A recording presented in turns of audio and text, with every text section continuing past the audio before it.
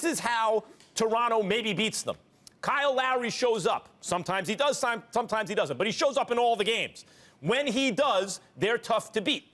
The front court, Ibaka and Patterson and these guys need to take advantage of Kevin Love on the defensive end and really get Kevin Love, do the best they can to get Kevin Love and Tristan Thompson into foul trouble, because a lot of the Cavs' offense are those offensive rebounds. Those are two really good offensive rebounders. But if they can do that, if they can exploit Kevin Love defensively on the defensive end, and they can get, they can create a situation where Thompson and Love aren't on the floor.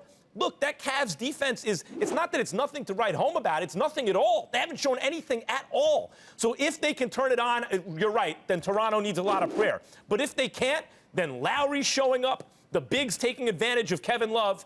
Those are the keys to the series for the Toronto Raptors. I told you before this playoffs begin, and I'll tell you again, the Cleveland Cavaliers have absolutely nothing to worry about en route to the finals. I'm not talking about the finals. I'm talking about through the East. It'll be a little bit interesting, maybe 6 games or whatever. But the Cleveland Cavaliers, I mean, they will roll through the Eastern Conference.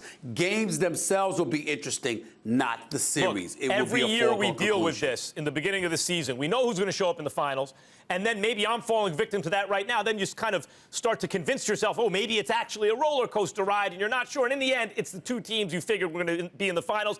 I believe that's the case here with this caveat.